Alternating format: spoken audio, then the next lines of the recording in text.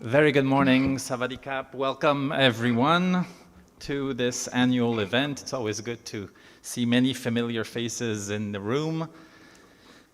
My name is Renaud Meyer. I'm the UNDP resident representative, and I'll have the pleasure and the honor of moderating this first session. It's the first session of what is going to be a long day. Trust the Global Compact to keep us busy. But I think the program that you all have seen by now is promising a very rich series of discussions in different formats, some keynote speeches, but also some more panel discussions, thematic panel discussions that will take place throughout the day.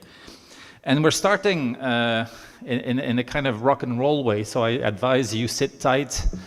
I hope you had good coffee earlier and that you can buckle up because we have really an A-star panel to kick off the day on a topic that is extremely close, and it should be so, to the overall title of this event, of this annual event of the Global Compact Network Thailand, that really focuses not on profit, not on planet, but on people, right? And to put people back at the center of our discussions, of our concerns. Now, I use the word concerned, and I tend to use it a lot these days, unfortunately, because I'm sure, like I did, when you woke up, you either switched on your phone or you started looking at the Bangkok Post, if you're still the old generation like me who likes to have the paper in my hands, or just scroll down your screen and you would have seen the headlines. So what do we have on the menu today? Well, same as yesterday. War, economic crises, flash floods in Somalia, 10-year anniversary of Typhoon Haiyan in the Philippines. Where are the good news? Where is the reason to put a smile on our face as we start another day, right? And unfortunately, it has been like this for quite some time now. So there is no way but to react and to find some positive reason to find the strength to address this situation. And as we say in UNDP, when we talk about the organization, and we always say that our strongest asset is not our 130 offices network around the world. It's not our budgets. It's not our ideas. It's our people. Right? And we have to zoom back in on what we call in our jargon people-centered development, or people-centric development, if you prefer. Both are used. And so I'm going to try to bring this panel to this discussion on how we zoom in on people. Because the good news, despite the concerns that we may have given the ecosystem in which we operate, is that all actors, whether it's governments, whether it's civil society actors, whether it's businesses, I think the time to wake up to the challenges is past. And we have seen, and this is the encouraging news, many economic actors, businesses, corporates, both local, national, international, really raise up to the challenge. And I think the full room this morning is a good indicator of this. We know that many of you dedicate increasing time on issues that are not, well, I shouldn't say that because I'm going to contradict myself if I say it, but I was going to say which is not the core of your business. But that's precisely the key message. The core of our business has shifted. And it's not anymore just production or going into the factory or looking at, what's coming out of those factories or the inputs that we bring in those factories. It's really how we create within the companies a better working condition that respects rights, that is in line with some of the values and the principles, but not only in the companies, outside our ecosystems, our supply chain, our communities, how we transform companies from plainly and uniquely economic actors to, I would say, corporate citizens in our societies. Right? And the advocacy that we used to have to do on those issues is less and less because the level of convincing is not as required as before. Right? Everybody knows now, and I think there's general consensus on the need for that. And the three companies that are with me on this panel are very good illustrations of what I'm saying. But nevertheless, I think, as we were saying with Mr. Link earlier this morning, we've been hearing for the longest time that the world keeps on changing at a pace which is increasingly fast. And we need, and because we have no choice, to accompany this change. So you've seen the title, there's this 5.0 at the end, and I was like intrigued, 5.0. What are we trying to say with this? And it goes back to, in a way, the economic history and the different phases that our economies have gone through, from mass production to the digital era to now, this concept of AI towards SI, sustainable intelligence. And this is going to be the main theme of the whole day. So to speak about this and to kick off the event, we have three esteemed panelists with me. And I will start with, of course, the lady. I'm French, so we do this. We're born to do that. Kunjari Porn from WHA, a company that is well established in Thailand, in Southeast Asia, on logistics, and who, when I looked at the bio that was given to me, I was particularly not intrigued, but in a way reassured, because I thought, this is going to give us a lot of topics to discuss. Is that you have been recognized, let me get the title right, as Chief Innovation Officer by the National Innovation Agency, and you received the Prime Minister's Digital Award last year, right? So clearly, we've tapped at the right door, and I'm sure we'll hear a lot about this when we give you the floor. Next to Kunjari Porn is a banker. That sounds boring, but he's not a boring banker, let me tell you that. First of all, because he's my banker, we just figured that one out. But Mr. Choon Hin is the CEO of UOB, United Overseas Bank, originally from Singapore, but has extended its reach to many other countries. And he will share with us, and bankers there's plenty of people in banks, right? Because they have to count all the money that we trust you with. But he will tell us a little bit how he sees this inside the financial sector and the financial institutions.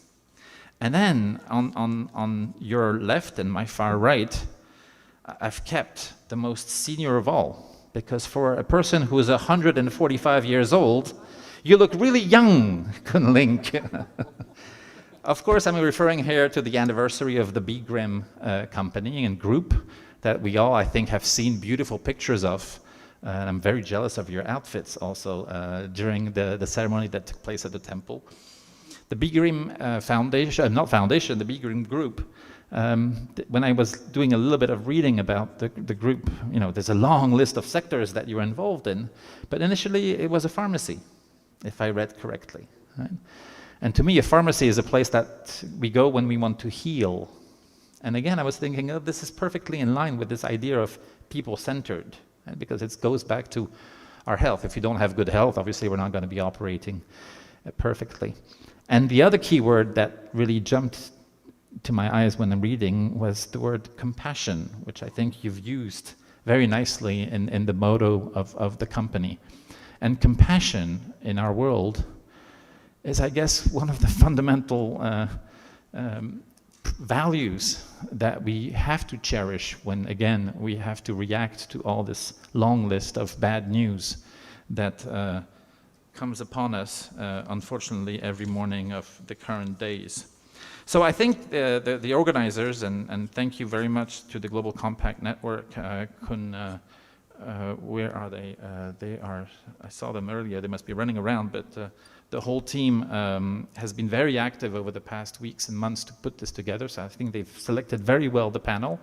And so without further ado, let's kick off with first questions, and I'd like to first start maybe more at the meso-macro level, right? And to ask you all, if you can share with us what is the vision that you have. How do you strategically, at the level of your corporate responsibilities, how do you ensure that the company that you lead is both protected from those disruptions that are happening to us, but that you also kind of leverage this disruption, right, and transform it into opportunities.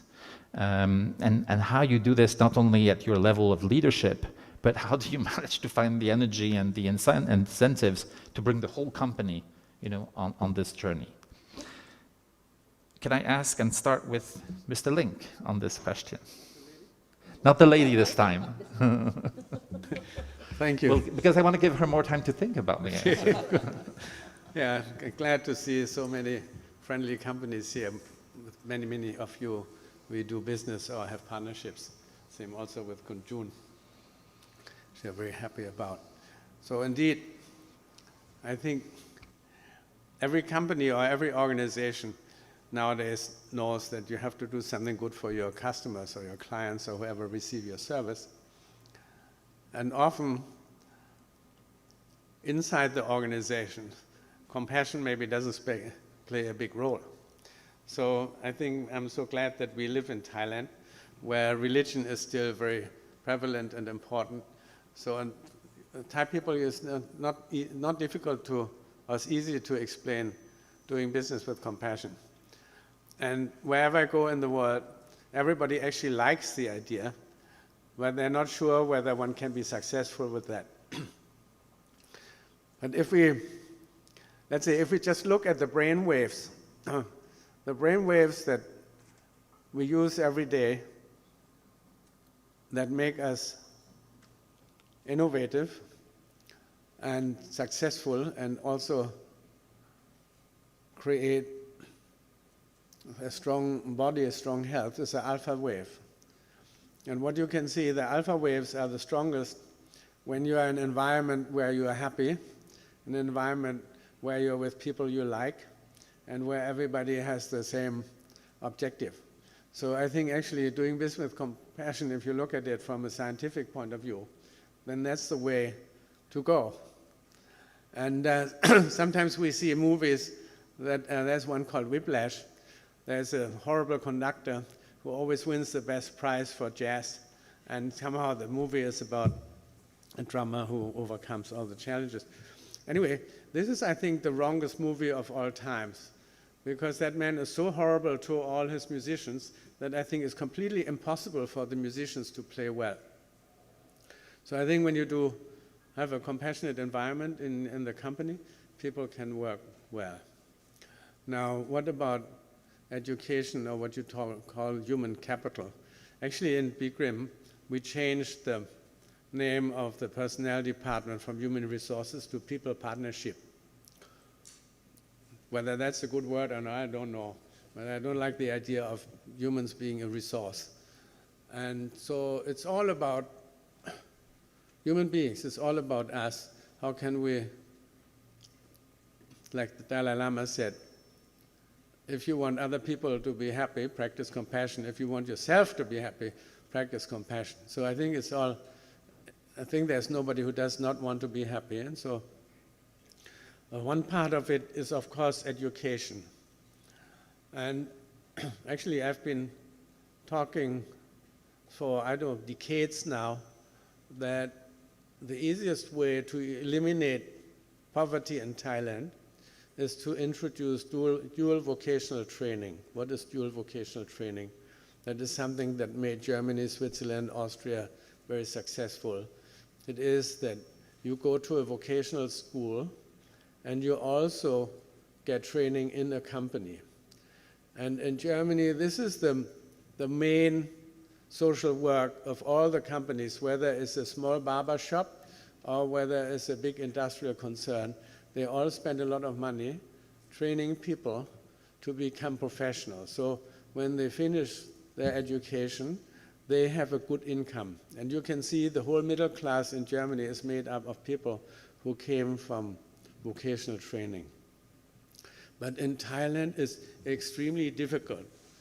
There was a fantastic deputy minister of education 12 years ago, and she pushed through a law that when you finish your vocational training in Thailand, you can go to university and make a bachelor degree. So that was done to convince the parents that vocational training is not bad.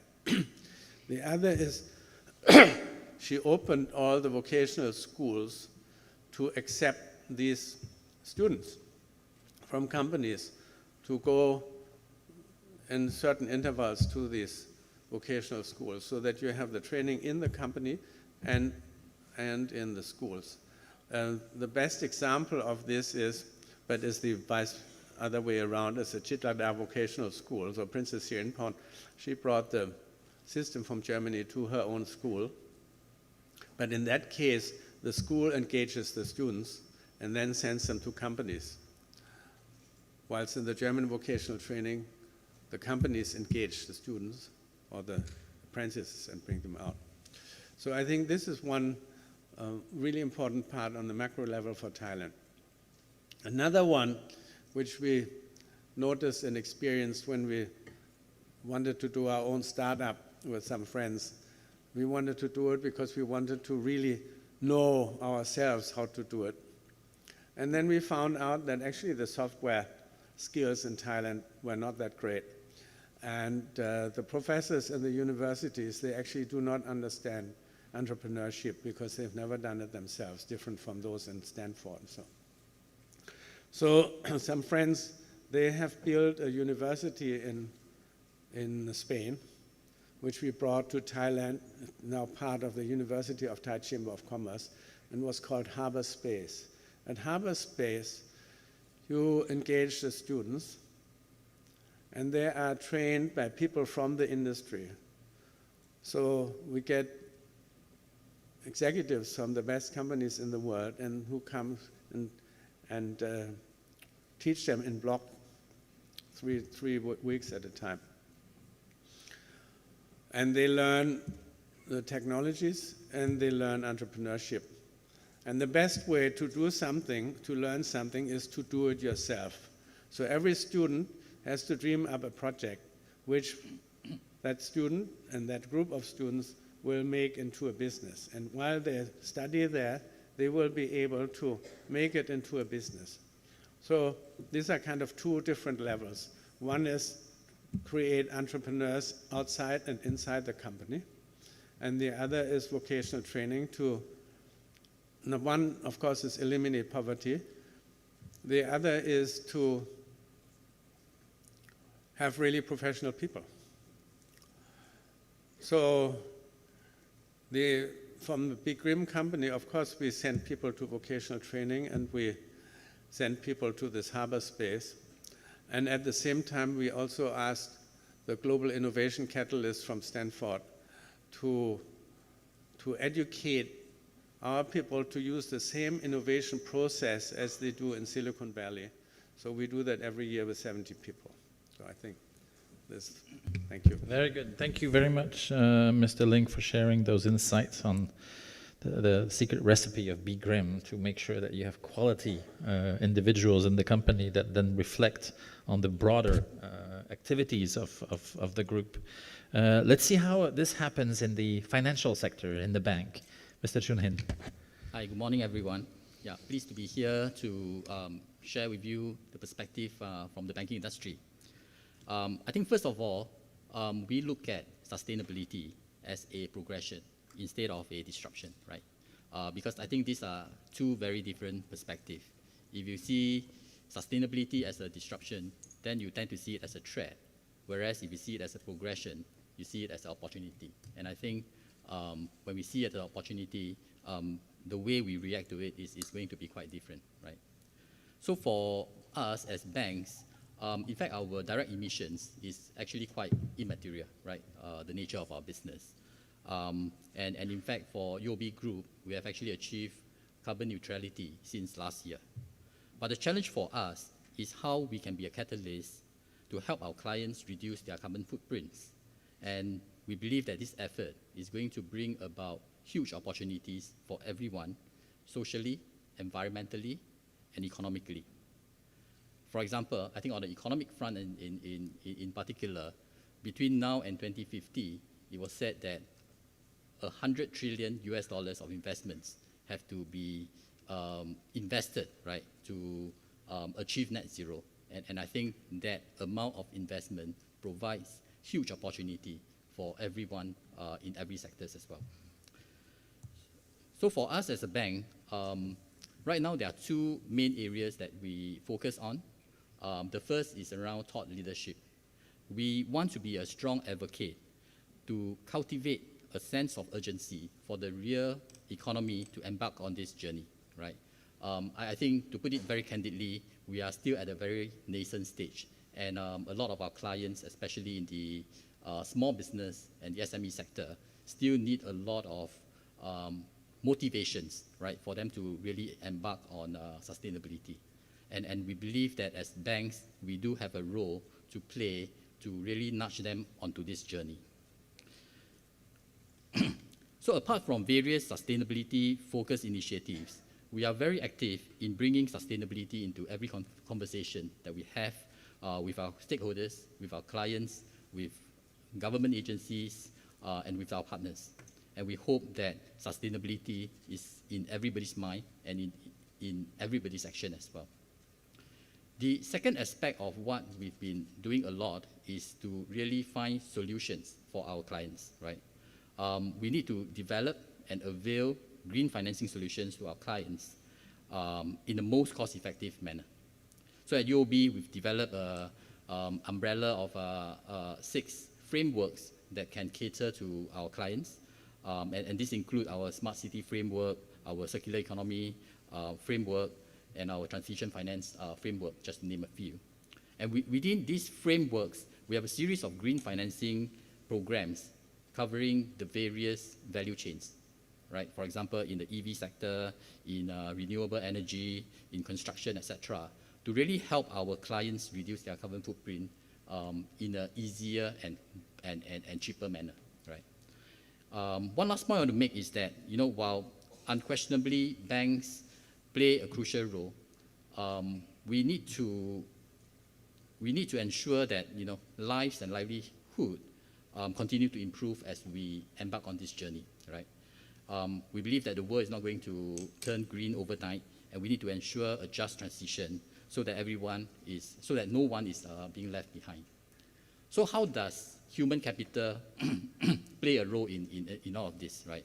I think for us to be a thought leader, for us to advocate sustainability, and for us to provide solutions to our clients on this journey, all requires competent professionals, banking professionals who are able to bring our clients and bring our stakeholders along, right?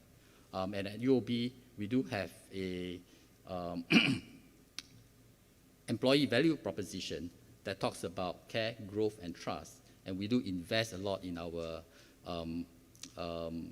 employees to make sure that they are educated, that they are fully equipped with the knowledge and the ability to engage our clients and have that conversation and bring them along.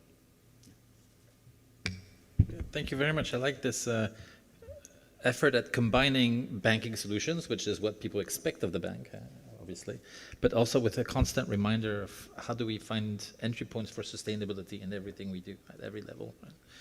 And obviously this brings us into this green financing area that we hear a lot about. Let's see for WHA, how does that translate at a company that has this wide footprint on logistics, on expert solutions? Kunjaripon, can you share with us? Yes, thank you. First of all, Rishita, thank you for having here.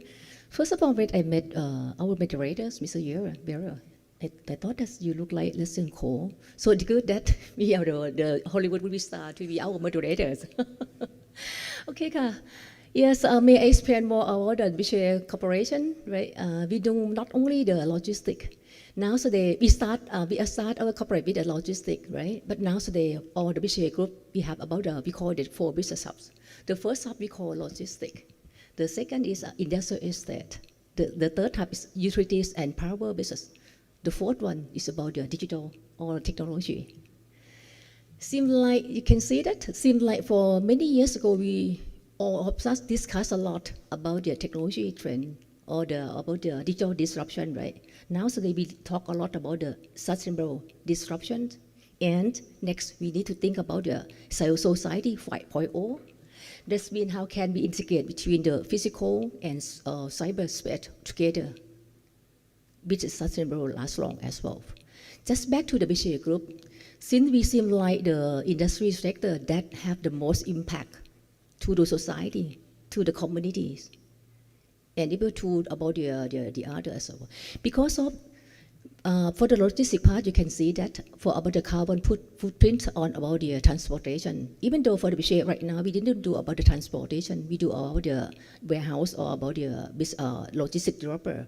But when I think a lot about the carbon footprint or about the transportation that create about the carbon emission to the world or to our country, so I create a new concept of green logistics in our business model. And the second half is really most important as well. It is about the industrial estate. That means we have more than 1,000 big corporate or big about manufacturing located in our industrial estate.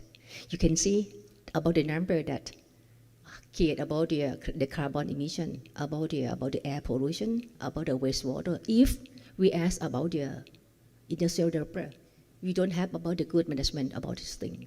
We will impact all the community surrounded. Our community is more than 200,000 families.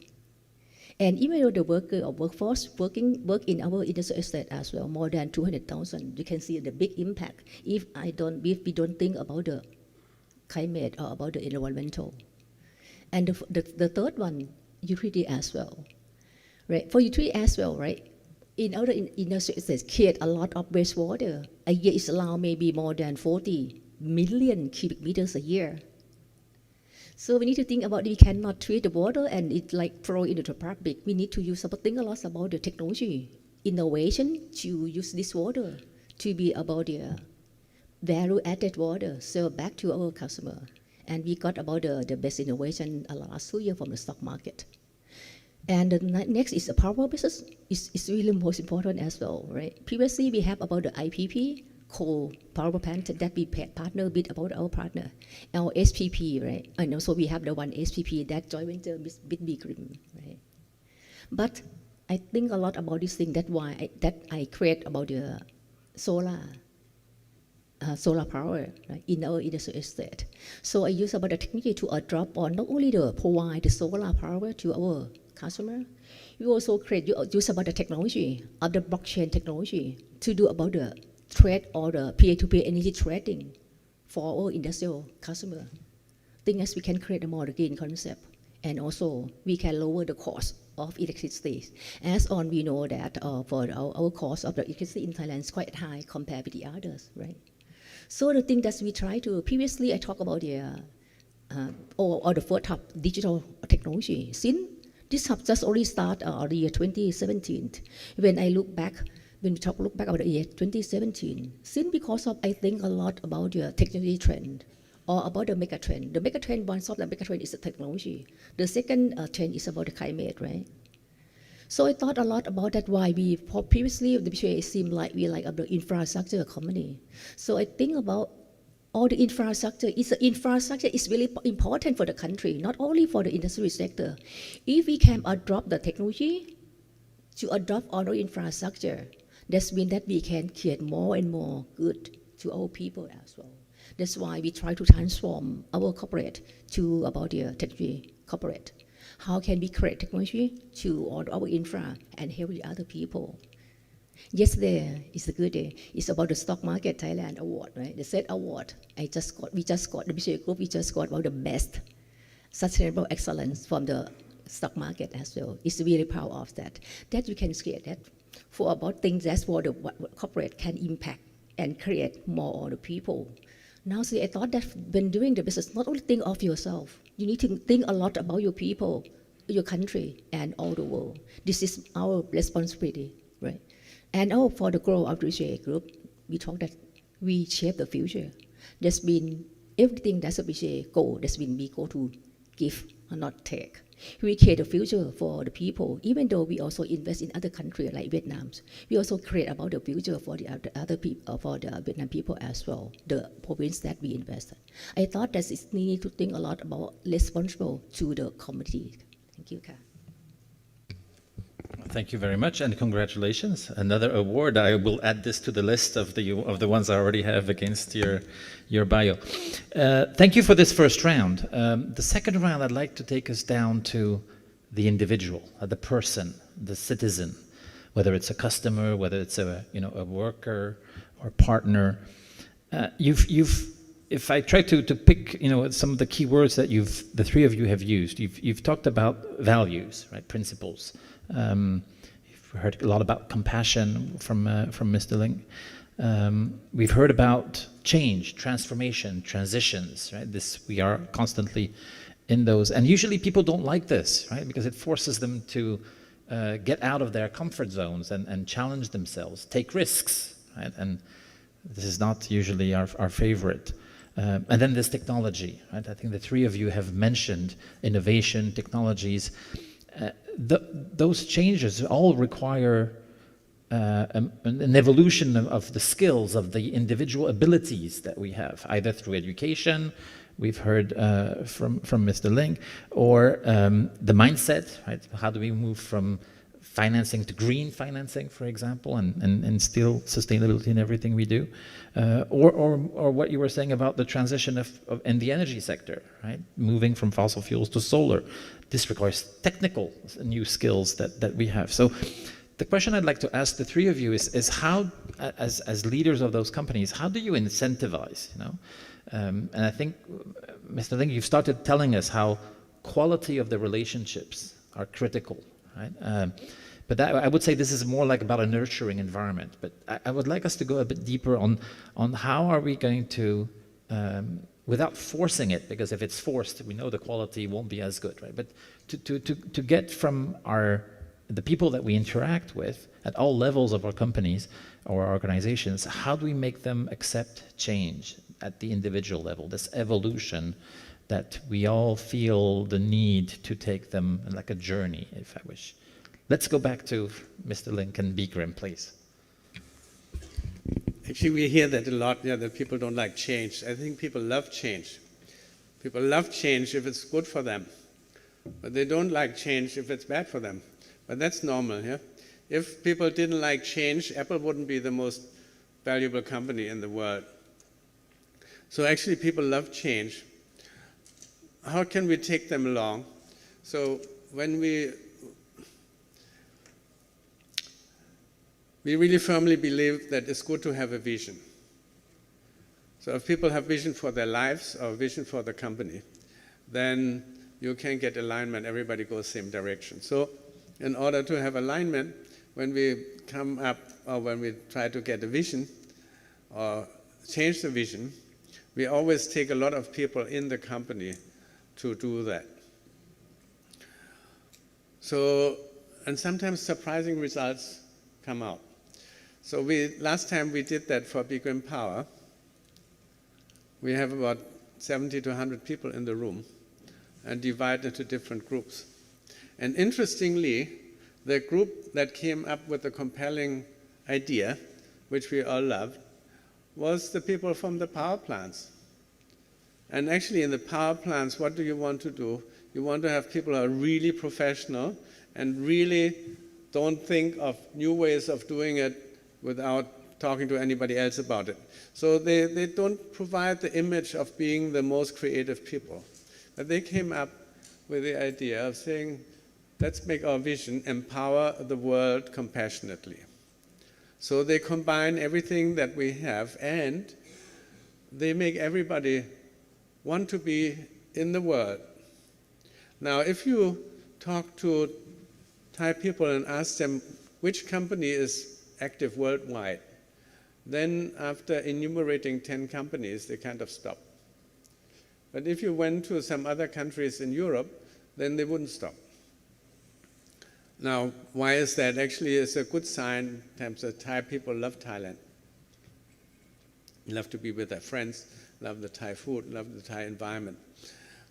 So since we all came up with this vision, and since personally I always wanted Beagrim to become an international company, now we can easily go into other countries, which is a huge change for people if they go there. Now, what I like to commend about Thai people, Thai people are, as you know, very adaptable. We strongly support the Royal Bangkok Symphony Orchestra, and we always want to show that Thai people can be world class. Actually, are world class if you put your mind to it. So we brought the Royal Bangkok Symphony Orchestra to the best orchestra halls in Europe, and we also brought our string players to play with the Hamburg Symphony Orchestra in a festival for the best piano player of the world. And when they finished,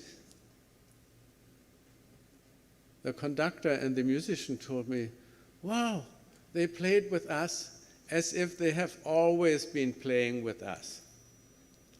So I think it shows two things. One is really high class, and secondly, so adaptable. Now, what we also found out, every country we went to, and now we are in over 10 countries, most welcome. Now, what's the reason? Number one, of course, the professionalism of the people must be high, because we work with highly professional partners in all these countries. But given that everybody likes Thai people, so you don't have the problem that we Germans had after World War II, where actually nobody wanted to deal with us. But everybody is welcoming, and Thai people are very adaptable. So the other thing we do is, and tell in the company, when you deal with another organization, the first thing you have to ask yourself is, what is the benefit we can bring to them? And talk about that. Don't talk about ourselves, what we want, which I meet many times when we talk to international organizations. They come, we want this, this, this, this. See first what can do for them. And I think for Thai people who are very service-minded, that's a very easy thing to do. So now we are the most welcome foreign power company in Korea. And Koreans are not so keen on foreigners to do business there. And we do that in Japan, in Philippines, in Vietnam, in Malaysia, going to some European countries in Saudi Arabia and Greece and Italy and so on. So I think Thai people, if Thai people put their mind to it, number one, very happy to change. Number two, very capable of going abroad. And so one of our missions of BGRIM, since our family got everything we have from Thailand, we would like to show the world that Thai people are excellent, and Thai organizations can do things that help other nations to prosper. And we managed that, for instance, in Korea, when the Prime Minister told us, and the leaders of these big companies said, we didn't know that Thai people are so good at that, and we didn't know that we would need a Thai company to resurrect a project that was we are already willing to write it off. So I think Thai people, when you put your mind to it, you can be among the best in the world. But I think we, as the leaders of organizations, we have to create the possibility for people to excel. And we have to have the mindset as a leader that Thai people can do anything. So we have good experience with that. Thank you. It's a very compelling case for the generosity and the ability of Thailand to not only excel here at home, but and be such a welcoming nation for the many foreigners who come, but then also, and it makes me think a little bit of the long discussions that we hear currently about soft power, right? This ability to also sell those principles, not sell, but export those principles and values abroad, with obviously good impact and good results. Thank you, Dr. Ling. Bankers, people at the teller with a big smile. Give me your money, I think, trust. Yeah, I think in order for us to be successful in the transition of our people, right, it actually requires a cultural change, right? Because I do think that the technical training is actually the easy part, but how do we inculcate the right values, and the right culture, having the entire organization coming together in the same direction is actually the more difficult part, right? And to do that, I do believe that we need to embed sustainability and people as the core of our strategy, right? In everything that we do as well, right? And at UOB, that's exactly what we do. Both sustainability and people are two core pillars of our strategy, right? And within the sustainability strategy, one of our pillars is to develop professionals with principles, right? We want to nurture professionals who can navigate sustainable finance and foster a culture of integrity, inclusion, and diversity. We want our people to live by our values and do what is right and not what is convenient. And these are the characteristics that we want to inculcate in our people.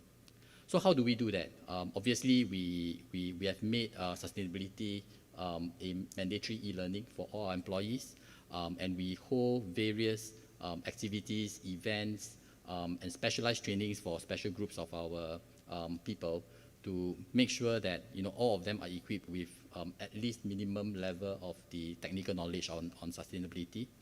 And then we have events relating to ESG. We believe in giving back to the community. We support art, children, education, and we do have a lot of activities. And all of these actually bring together our values, right? To make sure that we keep talking about it and we keep cultivating the same values across the organization. And we believe that we need to do that consistently and right, to make sure that we actually have that. Yeah.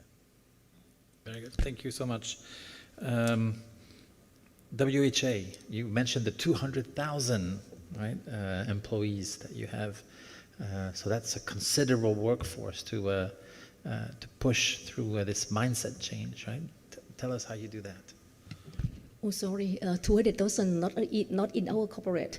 200,000 that means in the factory or in about the factory that located in our industrial estate, right? For the WHA group, our people, not smart as well. We try to lead the organization used to adopt the technology to do the business, right? Now today we have only maybe 700 something together, right? But for the people, it's the most important part. We talk a lot when we try to transform from about the infrastructure to our technology, right? We have about I call it like top down from the first thing that to change the mindset is with me. Since I'm a group CEO, I change mindset first, right? I change my mindset, and then the executive, and then all the people in a corporate, right? Since for it's important part that we thought about the technology trend and also about the sustainability, right?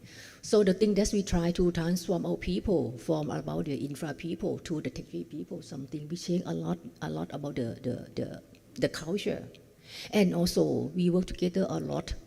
And now today, many people ask me that, how can the WHA put about the ESG or about the sustainable in the WHA people in the KPI? I said no, we didn't put in the KPI, but we put in the DNA of our people. For the ESG, need to in the DNA of the WHA people. Because of that, I have mentioned the business that we do is a lot of impact to the people, to the community. If we don't recognize about this thing, not put in the DNA, that means we build the problems, right? And also, our people also really really like happy or really like about they say that okay, we can do the good impact for the community, for our country as well. Really proud of that. Right? How can we case this thing to the people, and as well for the community surrounded in our industrial state, we not leave them behind as well. We have a lot of boot camp with them. We have about the education thing. We have about the public health something like. Even though the one thing about the technology that we try to do is about the digital health tech. We try to create a platform of digital health tech. That because of our corporate, it seems like in the EEC area or Chonburi or about Layong, many workers, many people, it seems like have a lot of the gap of about the health. something like that. So we try to bridging the gap. How can we help our people to have about the more drive than before something. All the things we do change, not only our corporate, also the other as well. And about the green concept we have mentioned, because of more than 85% of our industry customer is a foreign, and most is like the US and EU as well. So now we talk a lot about the RE100 or renewable 100% can be provided renewable 100% to our customer as well. We discuss a lot with about the government as well. This is a trend that we need to transform everything. So I think that for the change that Kun Ling just mentioned, about the responsibility for this, for the finance sector also needs to about have to respond. All the things that we need to change together, change our mindset, change our people, change our culture, that we can create the good world for next generation. We not live about the bad thing for our people, for our children as well. Thank you very much. I want to take us to the third and last round. We've talked about the companies, right, and the print that you have as leaders on this company through the vision, the strategy. And we brought it down to the individuals. But as you said, I mean, embracing change, right? Nurturing change, nurturing an environment that's conducive for that, all the way to even having a new DNA, as you've mentioned, right? So it's really profound, and the values of, I think, kindness, the values of professionalism, of adaptability that you highlighted, I think is very, very important in all going across all types of organizations. But in the UN, obviously one of those key values that we believe in is that a lot of this cannot happen alone, right? And we need to look for partners. And I guess this takes us back to also what the Global Compact is all about. It's about creating a platform for partnerships where companies faced with usually similar challenges given the ecosystems in which we operate can find allies and people to rely on and exchange ideas. So I'd like to take the last moment of our panel to think a little bit, what would be your aspiration for such partnerships, right? How can we rely on each other? Of course, competition remains part of the rules of the game, right? At the end of the day, we all want profit, we all want market shares, bigger customers, more awards, it is a very competitive world. But at the same time, I think we all agree that there is, as if there was an ultimate something beyond competition, right? That brings us together in a shared way of looking at the way we live on this planet, the way that we have to share its resources that we use and in many cases abuse. So I'd like you to give us a little bit of your views on what is the role of partnerships and how do you put this part of the DNA, of your companies? Mr. Link. So, partnership is one of the 4 proclaimed values of PGRIM: positivity, partnership, professionalism, and pioneering spirit. So make it easy to remember. We find that with our partners, we finally work as we were only one. And we also tell for all our joint ventures, when you are a director in that company, you work for that company and not for the one who sent you. So since the time, even when we tried to, fortunately successfully, build the BTS project, which used the Siemens technology. Siemens and PGRIM, we work as one. You wouldn't be able to say who is PGRIM, who is Siemens. When we are in partnership with the industrial parks, or when we go to Korea, and when we go to Japan, or all these people, we try to work as one. And as I said before, try to see what can we do for our partner and how can we prosper together. So the Deputy Prime Minister has arrived. Please give short answer. Thank you. Thank you. We're all for transparency in this business, aren't we all? Thank you very much, Mr. Link. The banks. Okay, so a very quick one. I think the theme on sustainability is something which everybody can win together. The prize is huge, it's big enough for everyone. And in fact, I think many of these new projects requires banks to work together, right? Yeah, so I don't see this as competing. In fact, I think the whole industry should come together, or else we won't succeed in this transformation. Very good. As well, on the thing that we don't do by ourselves, we all together work with our partner. So the partnership is very important for the past as well. Well, thank you. Bye. That was a sudden acceleration of our discussion. But no, thank you for being such an obedient panel. My goodness, you can come anytime again. Much better than at the UN. Just to try to wrap it, and obviously this is but in a way I'll finish where we started, which is, and I think it was Mr. Chun Hin who said it very nicely, put people first, right, as a big motto, but also creating a sense of community, right, within the company and with our partners. This concept of hello, what can I do for you, right? Instead of, okay, I'm here in order to do 1, 2, 3, or to get 1, 2, 3 things out of a partnership that, even with good intent, is always something that we try to bring back to ourselves. I like the idea of a new DNA for individuals to really, I guess it symbolizes very strongly the message that we have to ingrain this, right? But for it also to, I don't like this gesture, actually, I should do this, to make it homegrown, right? For it to come from the people, because they've understood the need for this change to happen. I hope and I trust, and this is why those events, with the Global Compact are always so rich, is because it gives us an opportunity to kind of exchange views, but also bring it to a consensus. Right? So that those partnerships that we forge, within sectors or across sector, among all the members of the Global Compact network, we have a sense of a common direction that we want to guide us towards. And the direction clearly around this 5.0 version or era for the economy today is definitely requires this zoom on individuals, on people, and be able to continue this development around a people-centered development, which we aspire to. Which then, and I will bring it back to a UN value that we promote very much, which is to leave no one behind. Right? And I think, yes, I'm reminded that we have to shorten it.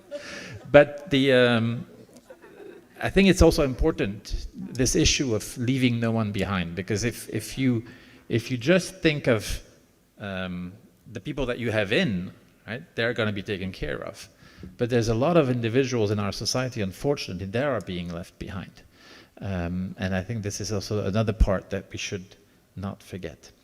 Thank you very much, Mr. Ling, Mr. Chuwin, Mr. Jarupon, for your contributions this morning. And I'm happy to pass back the floor to the moderator. Thank you so much.